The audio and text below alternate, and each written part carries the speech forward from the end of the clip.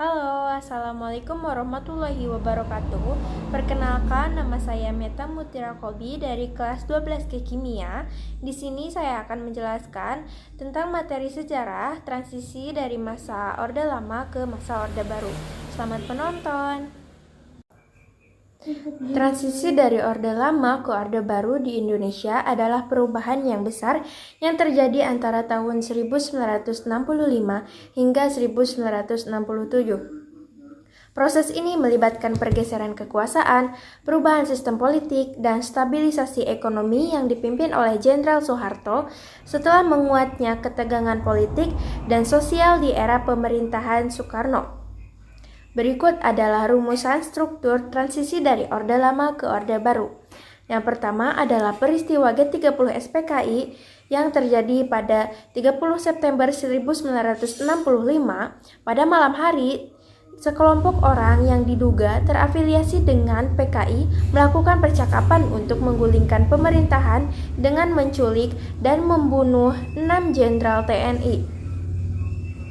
Militer Indonesia di bawah komando Jenderal Soeharto segera merespon dengan menguasai situasi G30 SPKI dengan gagal, tetapi ketegangan politik meningkat tajam dan mengarah pada perubahan besar dalam pemerintahan. Selanjutnya, keterlibatan militer dan munculnya Soeharto.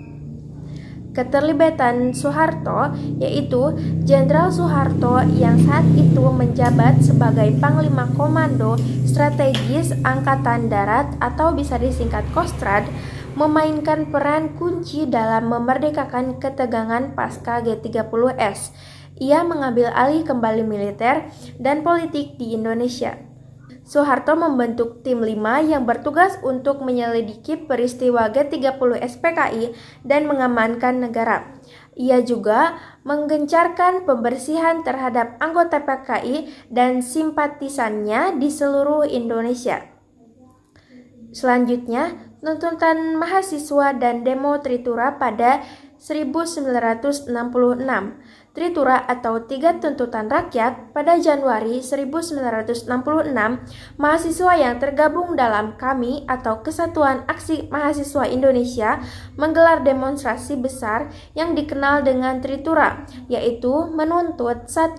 Pembubaran PKI dan ormas-ormasnya, 2. Pembersihan kabinet dari unsur PKI, dan ketiga, turunkan harga pangan. Tekanan dari mahasiswa dan militer menyebabkan Soekarno mengeluarkan Surat Perintah 11 Maret atau Super Semar yang memberikan kewenangan luas kepada Soeharto untuk mengambil langkah darurat, termasuk membentuk kabinet yang lebih stabil dan mengendalikan situasi politik. Selanjutnya, pengunduran Soekarno. Pengunduran diri Soekarno dan kekuatan Soeharto pada 1967, meskipun Soekarno tetap sebagai Presiden Indonesia secara formal, pada tahun 1967 Soeharto telah menguasai pemerintahan dengan mengendalikan militer dan politik. Soekarno kehilangan dukungan dari kalangan militer, masyarakat, dan partai-partai politik lainnya. Selanjutnya, pembentukan Orde Baru. Pada 1967, Soeharto secara de facto mengambil alih kekuasaan dan pada 1968 ia dilantik sebagai Presiden Indonesia sah oleh MPR. Orde Baru dibentuk dengan menekankan stabilitas politik, pembangunan ekonomi, serta penguatan peran militer. Selanjutnya, pembentukan sistem Orde Baru di bawah Soeharto. Indonesia beralih ke sistem pemerintahan yang lebih otoriter dengan kontrol yang ketat terhadap kebebasan berpendapat, pembatasan oposisi, serta penguatan dominasi militer dalam berbagai aspek kehidupan politik, sosial, dan ekonomi. Salah satu fokus utama Orde Baru adalah pembangunan ekonomi dengan mendorong industrialisasi, investasi asing, dan modernisasi sektor pertanian. Kebijakan ekonomi Orde Baru menyebabkan pertumbuhan ekonomi yang signifikan, meskipun diiringi dengan ketidaksetaraan sosial dan korupsi. Jadi, itulah transisi dari Orde Lama menuju Orde Baru. Terima kasih.